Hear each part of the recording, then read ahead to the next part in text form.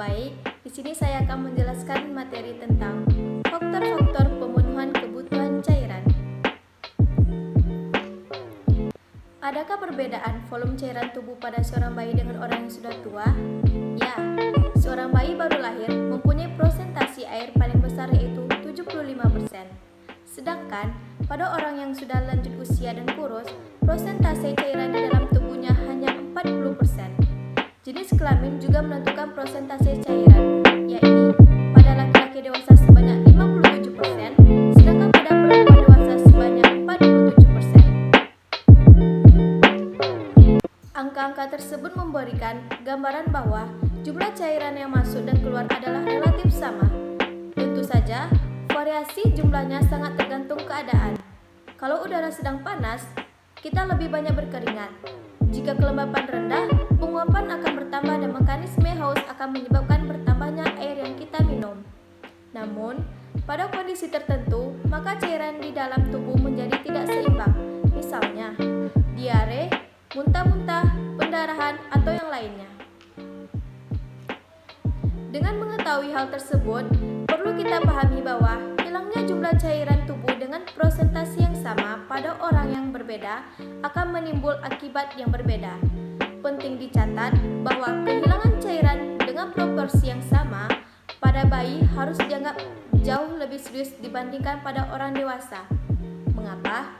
Karena luas permukaan tubuh bayi lebih sedikit, sehingga jumlah kehilangan cairan pada bayi lebih cepat berpengaruh pada kehidupan bayi dibandingkan pada orang dewasa. Adapun faktor-faktor yang mempengaruhi volume cairan tubuh antara lain adalah 1, 2,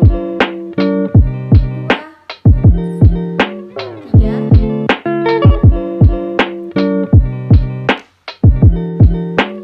diet.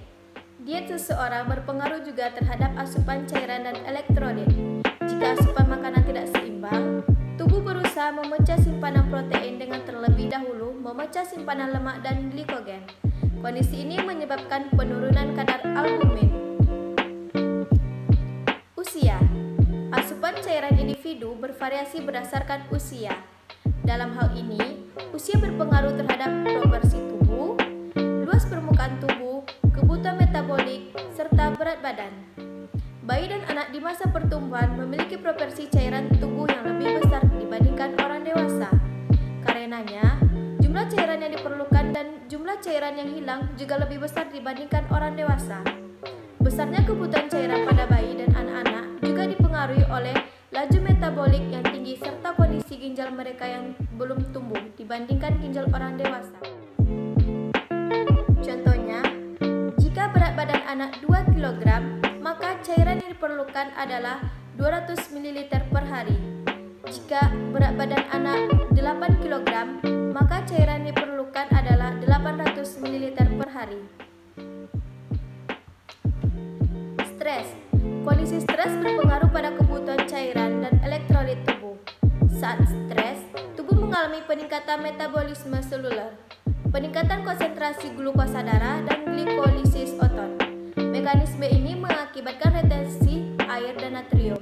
Di samping itu, stres juga menyebabkan peningkatan produksi hormon antidiuretik yang dapat mengurangi produksi urin. Penyakit. Trauma pada jaringan dapat menyebabkan kehilangan cairan dan elektrolit dasar sel atau jaringan yang rusak. Contohnya, MIS, luka robek atau luka bakar. Pasien yang menderita diare juga dapat mengalami peningkatan kebutuhan cairan akibat kehilangan cairan melalui saluran gastrointestinal. Iklim. Normalnya, individu yang tinggal di lingkungan yang iklimnya tidak terlalu panas tidak akan mengalami pengeluaran cairan yang ekstrim melalui kulit dan pernapasan. Dalam situasi ini, cairan yang keluar umumnya tidak dapat disadari atau insensible water loss atau IWL. Besarnya IWL pada tiap individu bervariasi, dipengaruhi oleh suhu lingkungan, tingkat metabolisme, dan usia. Baiklah, itulah hasil presentasi dari saya. Saya sudahi dengan Assalamualaikum warahmatullahi wabarakatuh.